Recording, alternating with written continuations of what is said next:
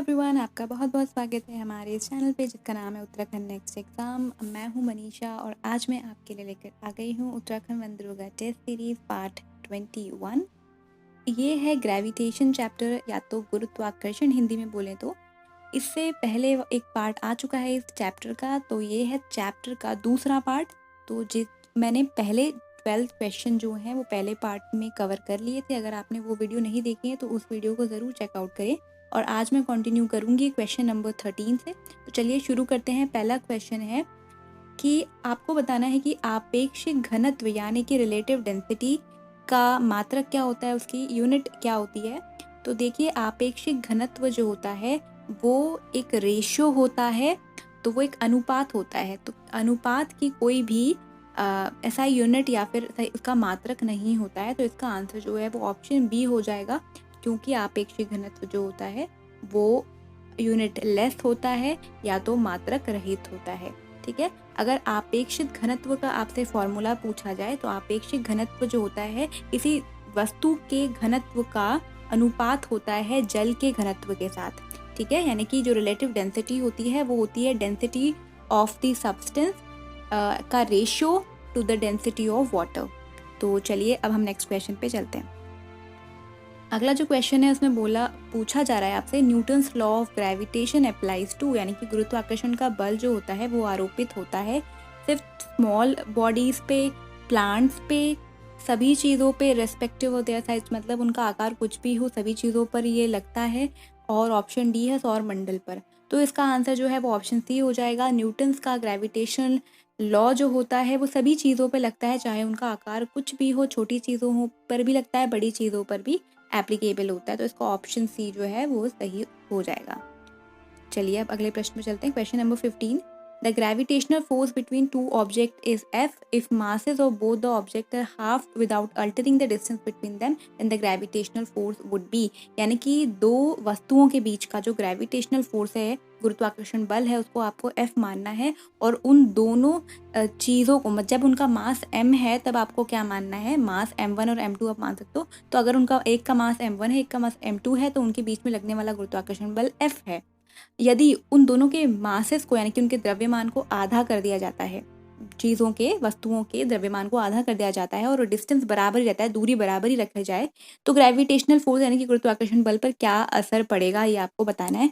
तो इसका जो आंसर है वो हो जाएगा ऑप्शन ए, यानी कि जो गुरुत्वाकर्षण बल है वो 1/4 हो जाएगा पहले वाले से। ठीक है, वो 1/4 हो जाएगा। पहले जितना ग्रेविटेशनल फोर्स था, जितना गुरुत्वाकर्षण बल था, उससे 1/4 हो जाएगा।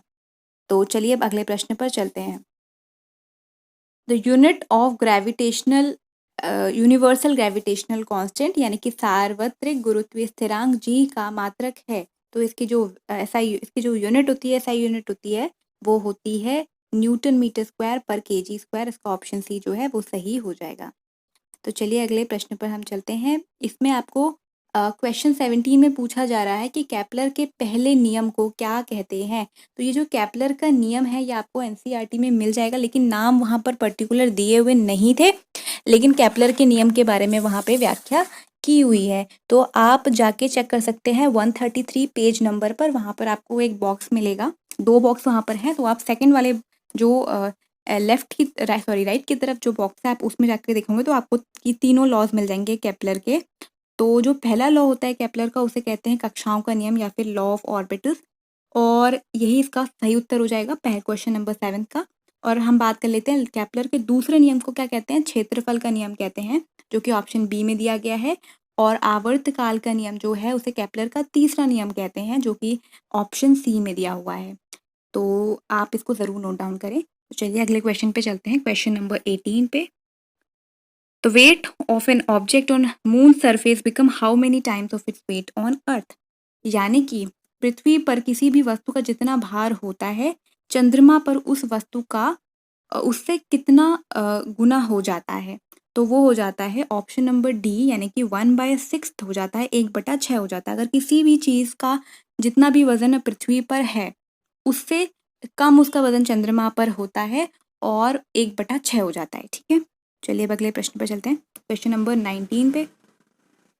विच of the following statement is correct about universal gravitational constant जी, यानी कि सार्वत्रिक गुरुत्वीय स्थिरांक के संदर्भ में निम्नलिखित में से क्या सही है। पहला ऑप्शन है value of G is same in all methods of unit, यानी कि मात्रकों की सभी पद्धतियों में जी का मान समान होता है, तो ये गलत है। ऑप्शन बी में बताया जा रहा है, क्या बोल रहा है option B, the value of G is same throughout the universe, तो ऑप्शन बी सही है। जी की वैल्यू यूनिवर्स में बिल्कुल सब जगह सेम होती है। जो जी होता है उसकी वैल्यू जो होती है वो 6.673 इंटू 10⁻⁻11 न्यूटन मीटर स्क्वायर पर केजी स्क्वायर होती है, और ये पूरे यूनिवर्स में एक समान ही इसकी वैल्यू होती है। अगर आपसे क्वेश्चन पूछ लिया जाए कि सबसे पहले जी की वैल्यू किसने कैलकुलेट की थी, कैपिटल जी की बात कर रही हूँ मैं, तो कैपिटल जी की वैल्यू किसने कैलकुलेट की थी, तो उनका नाम है हेनरी कैवेंडिश। तो मैं यहाँ पे लिख भी देती हूँ, हेनरी कैवेंडिश। ये आपको 134 पेज नंबर जो है एनसीईआरटी का, उसके सेकंड पैराग्राफ में नाम मिल भी जाएगा। उनका नाम है हेनरी कैवेंडिश। तो इसको भी याद रख लीजिएगा कि हेनरी कैवेंडिश ने फर्स्ट टाइम जो है जी की वैल्यू को कैलकुलेट किया था। आपको 134 पेज नंबर पर ये चीज़ जो है वो मिल जाएगी। तो अगले, और इसका तो यानी कि ऑप्शन बी तो सही है। आगे बाकी के ऑप्शंस भी देख लेते हैं एक बार। The value of G was calculate experimentally by John Kepler for the first time. तो अभी मैंने बताया कि जी की value experimentally calculate John Kepler ने नहीं की थी, बल्कि हेनरी कैवेंडिश ने की थी, और उन्होंने एक सेंसिटिव बैलेंस का इस्तेमाल किया था जी की वैल्यू को कैलकुलेट करने के लिए। और लास्ट जो ऑप्शन है वो है जी इज अ वेक्टर क्वांटिटी। तो जी एक वेक्टर क्वांटिटी नहीं होती है, जी एक स्केलर क्वांटिटी होती है। ठीक है, तो इस तरीके से हमारे ये सारे ऑप्शन कवर हो गए, तो इसका ऑप्शन बी जो है वो सही था। तो चलिए अगले प्रश्न पर हम चलते हैं। If the distance between object decreases then the gravitational force between the object will be, यानी कि दो वस्तुओं के बीच की अगर दूरी को कम कर दिया जाए तो उनके बीच में जो गुरुत्वाकर्षण बल है उस पर क्या असर पड़ेगा।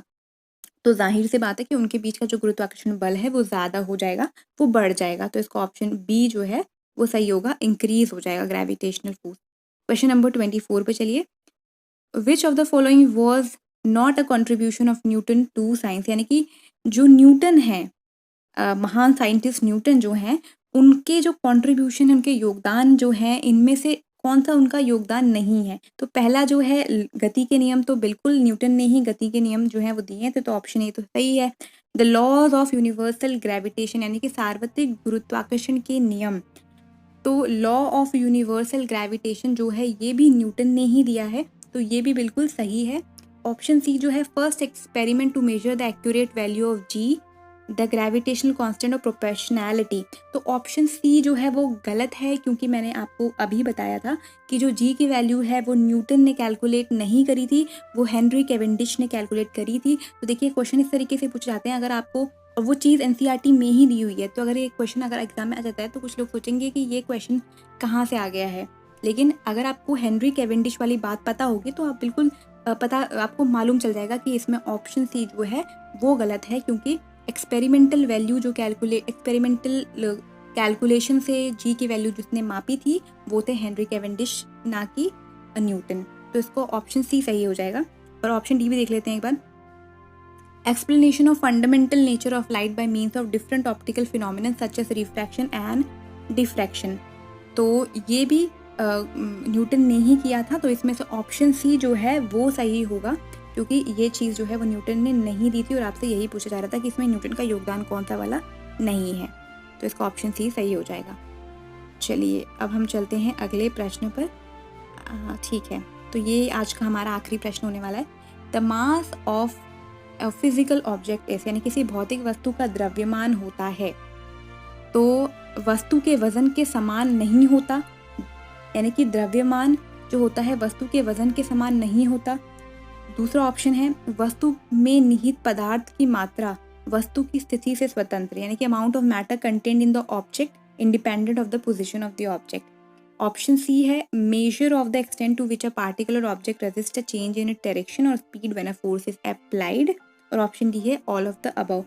तो अगर बात की जाए mass of a physical object, यानी कि वस्तु के द्रव्यमान की, तो ये सारी ही चीज़ें जो दी हुई हैं वो सही हैं, ठीक है। तो इसका ऑप्शन जो है वो ऑप्शन डी जो है वो सही हो जाएगा। किसी भी वस्तु के द्रव्यमान के बारे में ये चारों चीज़ें जो हैं वो सही हैं, तो इसका ऑप्शन डी करेक्ट हो जाएगा।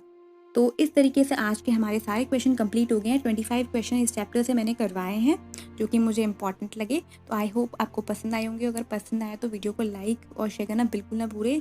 चैनल को सब्सक्राइब कर लें और अगर आपको इस वीडियो की पीडीएफ चाहिए तो आप हमारे टेलीग्राम ग्रुप से ज्वाइन हो सकते हो। लिंक आपको डिस्क्रिप्शन बॉक्स में मिल जाएगा। तो अपनी तैयारी को बनाए रखिए। Bye bye, take care.